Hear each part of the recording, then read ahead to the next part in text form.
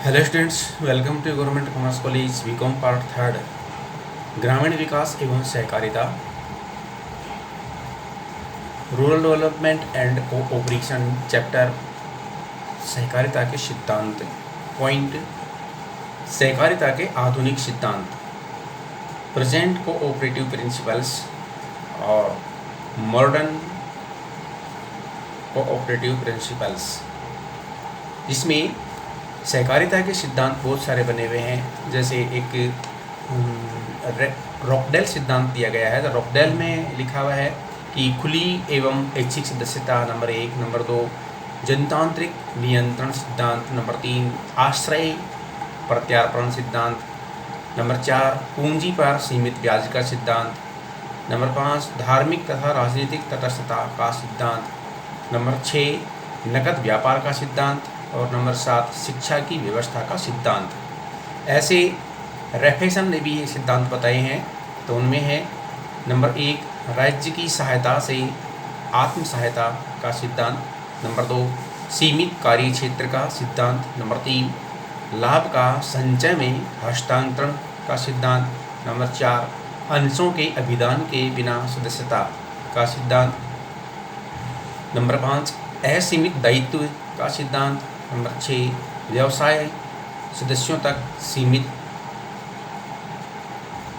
Number 7 सेवा भाव से कार्य संचालन का सिद्धांत, और उसके बाद में आया है सुलजे डेलिस सिद्धांत। सुलजे डेलिस सिद्धांत तो उन्होंने बताए हैं कि निजी अथवा सार्वजनिक बाह्य सहायता के बिना आत्म सहायता का सिद्धांत, नंबर 2 अधिक विस्तृत कार्यक्षेत्र का सिद्धांत, नंबर 3 लाभ का व्यवहारों के अनुपात में विभाजन का सिद्धांत, नंबर 4 अंशों पर ऊंची दर से ब्याज का सिद्धांत, सीमित दायित्व का सिद्धांत, व्यापार में विशिष्टीकरण का सिद्धांत, लाभ के 10% का संचय कोष में हस्तांतरण का सिद्धांत।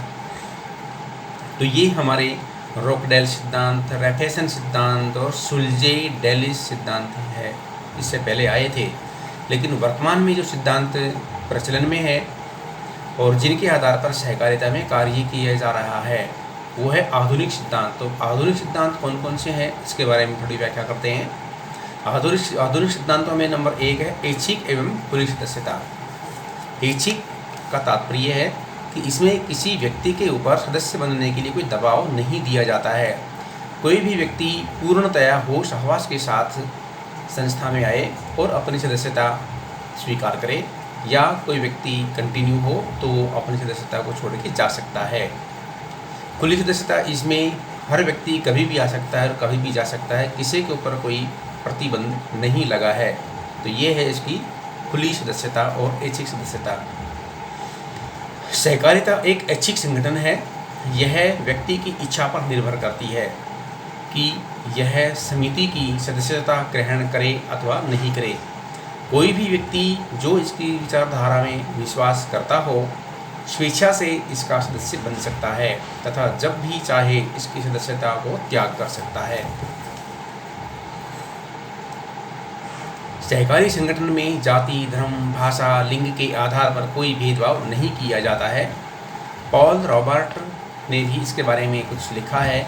जैसे ऐच्छिक सदस्यता का अभिप्राय यह है कि एक सहकारी संस्था में ऐसे ही व्यक्ति होने चाहिए जो इस स्वेच्छा से बिना किसी प्रकार का जोर या दबाव डाले सम्मिलित हुआ हो। खुली सदस्यता के अंतर्गत सदस्य अपने आर्थिक हितों के साथ अन्य सदस्यों के आर्थिक हितों में वृद्धि के लिए कार्य करता है। इस प्रकार इसमें सेवा की भावना निहित होती है। अतः सहकारिता में व्यक्तिगत हित के साथ साथ सामूहिक हित भी निहित होता है। सहकारिता का मूल मंत्र है प्रत्येक सबके लिए और सब प्रत्येक के लिए होते हैं। नंबर 2 आता है प्रजातांत्रिक या लोकतांत्रिक नियंत्रण। लोकतांत्रिक नियंत्रण से अभिप्राय संस्था के सदस्यों द्वारा निर्वाचित प्रतिनिधियों द्वारा संस्था का संचालन व नियंत्रण करने से है। इसके बारे में प्रोफेसर पॉल लैम्बर्ट ने भी लिखा है कि प्रत्येक सदस्य को मताधिकार इसलिए प्राप्त होता है कि वह एक व्यक्ति है। सहकारी समिति के प्रत्येक सदस्य को बराबर का अधिकार दिया जाता है और प्रत्येक सदस्य को एक ही मत देने का अधिकार हो, चाहे उसके नाम से कितने ही अंश क्यों ना हो। दूसरे शब्दों में मत देने का अधिकार अंशों के अनुपात में नहीं होता है। संस्था का प्रत्येक सदस्य चाहे अमीर हो अथवा गरीब, एक ही मत देने का अधिकारी होता है। उसके बाद नंबर 3 पे आता है अतिरेक या लाभ का वितरण का सिद्धांत। अतिरेक या लाभ अर्थात इसमें हमारा जो सहकारी संस्था में सम्मिलित होने का मुख्य उद्देश्य हमारी आर्थिक स्थिति को सुदृढ़ बनाना होता है। इसलिए सहकारिता का यह सिद्धांत सेवा के उद्देश्य को सामने रखकर कार्य करता है। इसका उद्देश्य लाभ कमाना नहीं होता है। लाभ के वितरण के इस सिद्धांत का आविष्कार रॉकडेल के अग्रगामियों ने किए। वास्तव में यह सिद्धांत सबसे अनोखा व बुद्धिमत्तापूर्ण था। यह सिद्धांत रॉकडेल सहकारी संस्था का सार है। यह सिद्धांत एक ऐसी विधि है जिसके द्वारा सहकारी समितियां अपने सदस्यों और सहयोगियों को लागत मूल्यों पर सेवाएं उपलब्ध कराती है। विलियम ई ग्लैडस्टोन ने लिखा है कि महानतम आर्थिक आविष्कार कहा है, अर्थात ने इसे 19वीं शताब्दी का महानतम आर्थिक आविष्कार कहा है। जिसका तात्पर्य अतिरिक्त या लाभ का जो वितरण होगा वो सदस्यों में बांटा जाएगा।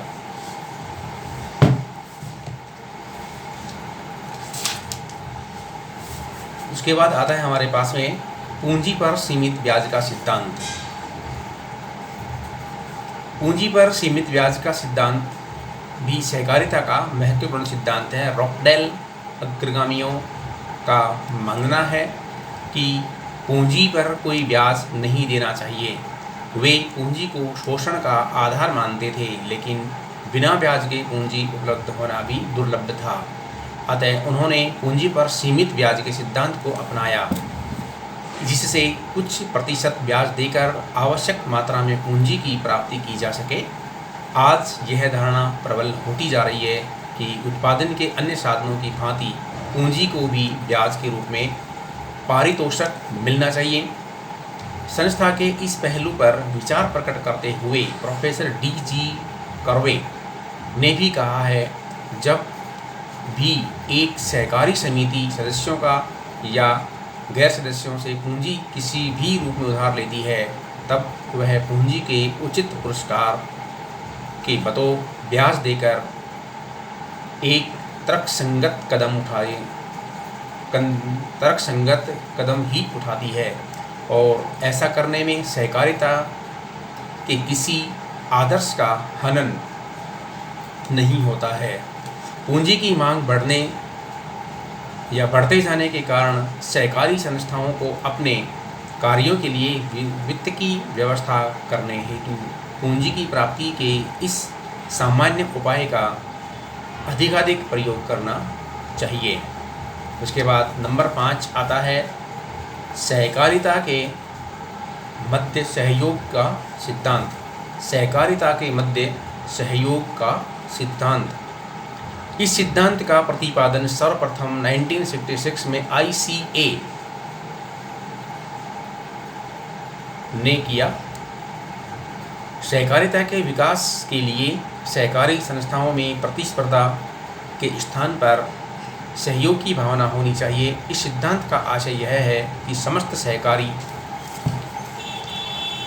संस्थानों को स्थानीय, राष्ट्रीय, अंतर्राष्ट्रीय स्तर पर हर संभव तरीके से सक्रिय सहयोग करना चाहिए।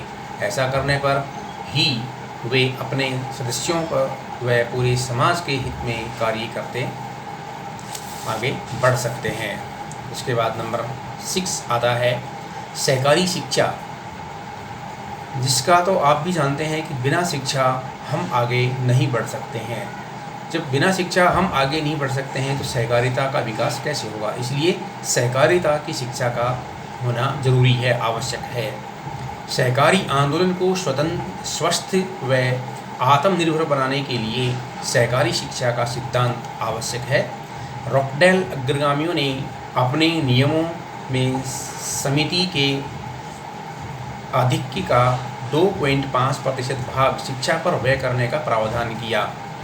सुलजे डेलिस प्रणाली में शिक्षा के सिद्धांत पर बल नहीं दिया, फिर भी इस सिद्धांत की उपेक्षा नहीं की गई। कोई भी आंदोलन तभी सफल हो सकता है जब उसके सदस्य सुविज्ञ हों।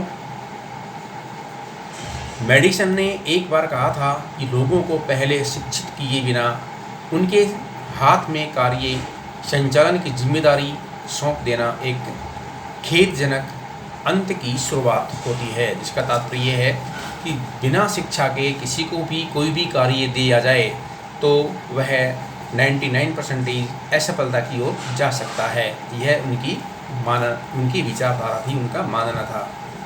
ये थे हमारे सहकारिता के आधुनिक सिद्धांत। धन्यवाद।